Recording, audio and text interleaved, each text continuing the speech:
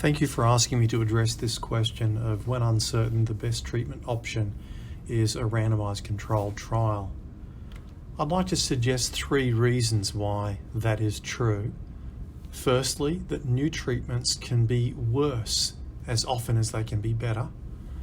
Second, most treatments have some adverse effects, and so that we are ethically obliged to demonstrate benefit to show that it outweighs any potential adverse effects.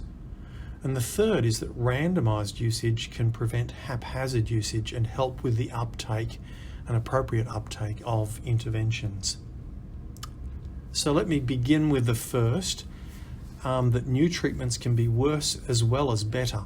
In an analysis of 136 randomized trials in melanoma, comparing treatment with no treatment or a new treatment with the old treatment, he found that there was a fairly even distribution of treatment effects around the treatments being equal. That is, sometimes worse, that's the 1s and the 2s, often being about equal, that's the 3s and the 4s, and sometimes the new treatment being better, that's the 5s and the 6s, and concluded that these studies empirically confirm investigators do not know in advance what they'll discover. That is, our best guess of what should be a new and better treatment doesn't pan out when we test it with randomized controlled trials. Bendel-Begovic went on to analyse multiple cohorts the same way that we just saw. The left-hand side here is for morbidity, the right-hand side is for mortality. And what we see with both of them is this relatively even distribution. That is, across the cohorts, the average effect is pretty near 0, underscoring that equipoise is there and that we need to show that new treatments are better than old, or a treatment is better than nothing. The second reason is that most treatments have some adverse effects. This is best illustrated in the history of the different acts of the Food and Drug Administration in the US. In 1937, the sulfanilamide disaster led to the introduction of safety testing of drugs that were on the market, and this was due to the ethylene glycol being used by one company as the basis for their sulfanilamide, and that led to an outbreak of acute kidney failure, and hence the introduction of safety testing. But until the 1960s, there was no requirement to complement that with proof of benefit. And so it was the thalidomide problem in the 1960s that led to that, where Francis Kelsey, who had also been involved in the 1937 instance, insisted that there was no demonstrated benefit to thalidomide, so why should you take the risk?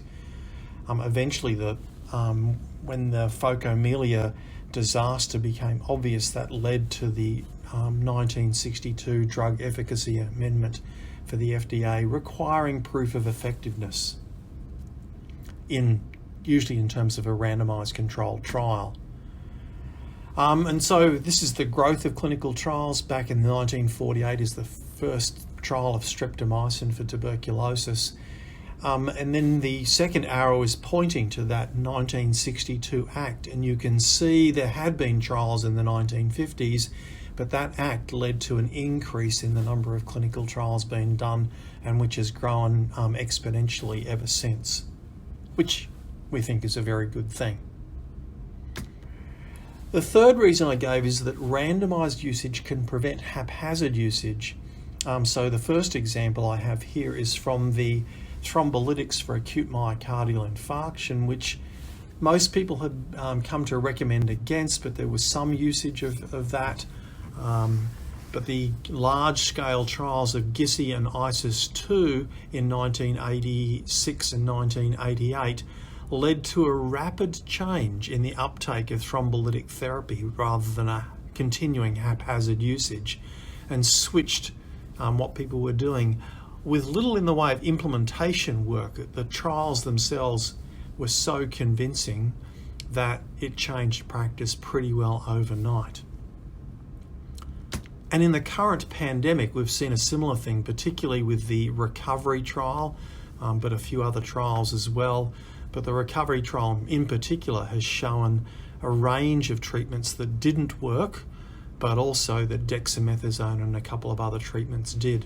And I've marked here the point at which dexamethasone was shown to be effective, and you can see the fairly rapid uptake of the use of dexamethasone, and this is US data, after the publication of, not the publication, but after the press release and then subsequent preprint, and well before the publication of the results of the recovery trial.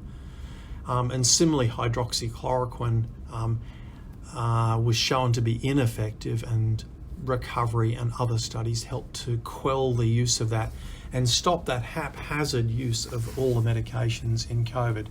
Imperfectly, of course, but the larger and better the evidence was, the more clinicians tended to follow the evidence despite anything on social media. So in summary then, I think there are three reasons why the best treatment often is a randomized controlled trial. The first is that we often have equipoise, we just don't know, so the new treatments can be worse as well as being better. The second is that most treatments have some adverse effects, and so we need to demonstrate benefit as an ethical imperative before we promote the use of a new treatment. And finally, at a population level, there's the advantage that randomized usage prevents that sort of ongoing haphazard usage from which we learn little. Thank you very much.